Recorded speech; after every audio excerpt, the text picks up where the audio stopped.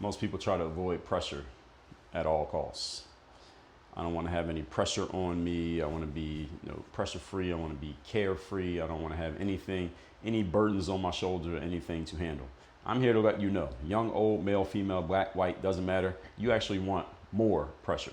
If you're an ambitious person, if you have big goals, if you have things that you want to achieve in your life before you die, pressure actually is your best friend. It's not something you should be running away from or treating as your enemy. Let me explain to you what I mean.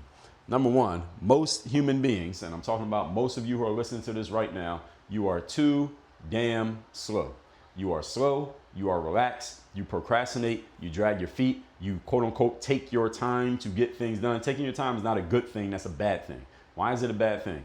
Every human being listening to this, you have a certain amount of shelf life before you die. That is a guarantee. We all agree that we're all going to die at some point based on current scientific understanding. So when you do things slowly, you are placing a bet that you will have time tomorrow, next week, next year to live the rest of your life or to get that thing done. What pressure does, since most people are slow, is it, number two, forces your hand.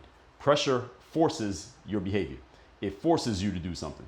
It does not allow you to think about it, to take your time, to get around to it when you're ready. That's another term many of you need to stop using. When I'm ready, when I get the money, after I think about it, give me a couple days. I'm not sure yet. See, all that is bullshit stuff that you can get away with when there is no pressure on you.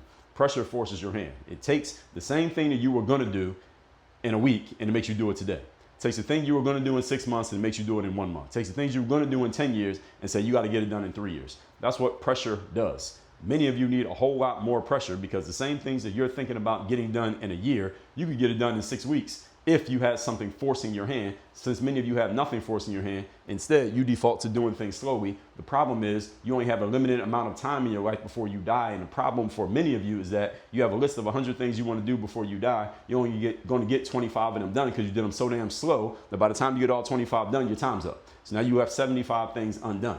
What happens though, when you have pressure on you, whether you create the pressure or the pressure is forced upon you, is that you get to condense your time frames. What does that mean? Let's say you have 100 things you want to do between now and your death. It doesn't matter how old you are.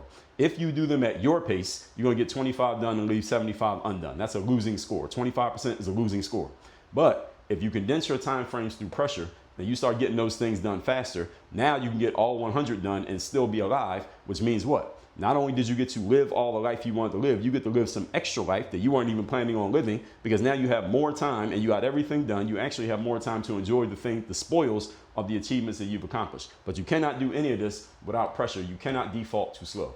Get into my Power Presence Protocol, link in my profile. You want to learn how to do this every day.